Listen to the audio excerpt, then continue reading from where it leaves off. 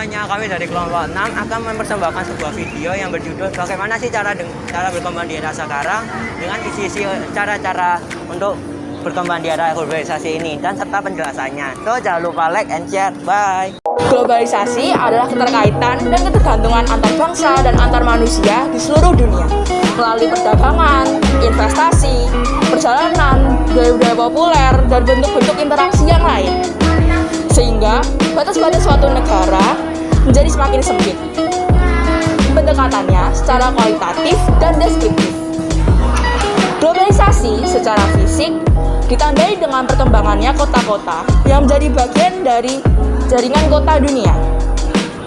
Hal ini dapat dilihat dari infrastruktur, telekomunikasi, jaringan transportasi, perusahaan-perusahaan berskala internasional, serta cabang-cabangnya.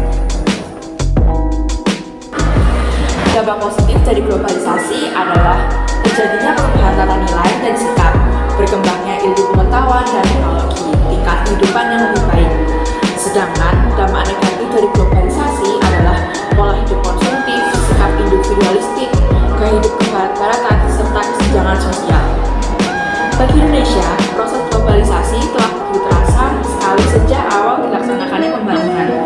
Dengan kembalinya tenaga ahli Indonesia yang menjalankan studi di luar negeri dan datangnya tenaga ahli atau konsultan dari negara asing, proses globalisasi yang berupa pemikiran atau sistem nilai kehidupan mulai diadopsi dan dilaksanakan sesuai dengan kondisi di Indonesia. Ada beragam tantangan bagi Pancasila di era digital dan media sosial. Ibarat pisau bermata dua, perkembangan teknologi termasuk media sosial yang membawa dampak positif sekaligus negatif. Media sosial telah menyediakan ruang bagi masyarakat untuk saling terhubung, berinteraksi, dan berkomunikasi. Beragam wacana dan isu cepat menyebar melalui media sosial. Salah satunya isu ideologi yang lambat laun membawa pengaruh pada nasionalisme masyarakat Indonesia. Hal ini perlu digarisbawahi karena sangat penting bagi seluruh elemen bangsa untuk mengulang narasi Pancasila lebih sehat dalam kehidupan bermasyarakat, bangsa dan bernegara. Dengan begitu, perkembangan digital saat ini tidak semakin mengerus nilai-nilai yang terkandung dalam Pancasila. Ruang digital diharapkan bisa dimanfaatkan menjadi tempat untuk memupuk. Dampak dari perkembangan teknologi pada era globalisasi membawa pengaruh besar, yaitu salah satunya adalah pergantian gaya hidup. Pergantian gaya hidup ini merupakan karena teknologi seperti pembayaran serta permainan yang sekarang menggunakan teknologi, sehingga setiap orang akan membawa HP pada tempat manapun dan menggunakan transaksi menggunakan gadget, sehingga itu mengubah gaya hidup seseorang untuk melakukan kegiatan hanya melalui HP. Yang kedua adalah perkembangan cara bersosialisasi. Perkembangan ini sangat berpengaruh sekali dengan cara bersosialisasi setiap orang, karena setiap orang akan bersosialisasi dengan caranya sendiri dengan menggunakan gadget atau menggunakan media online.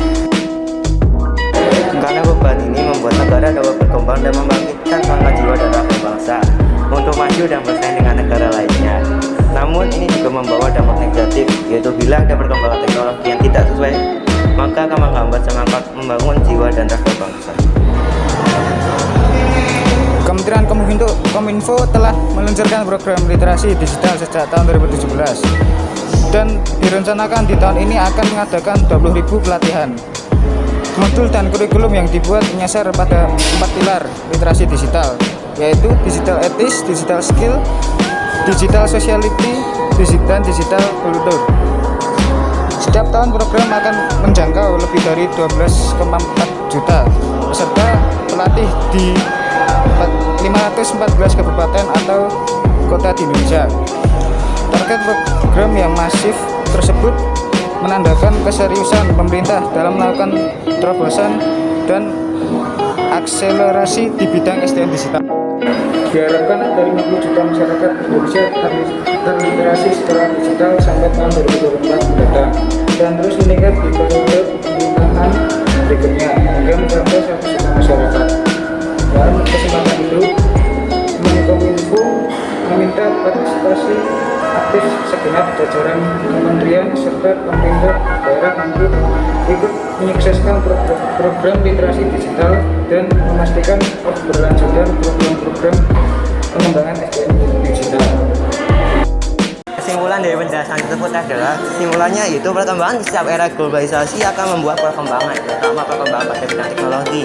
Bidang teknologi membantu setiap masyarakat untuk melakukan di setiap bidangnya, termasuk bidang kesehatan maupun bidang ekonomi, serta bidang-bidang yang lainnya. Hingga kita harus memiliki semangat untuk berkembang dan semangat jiwa dan raga untuk bersaing dengan negara lainnya.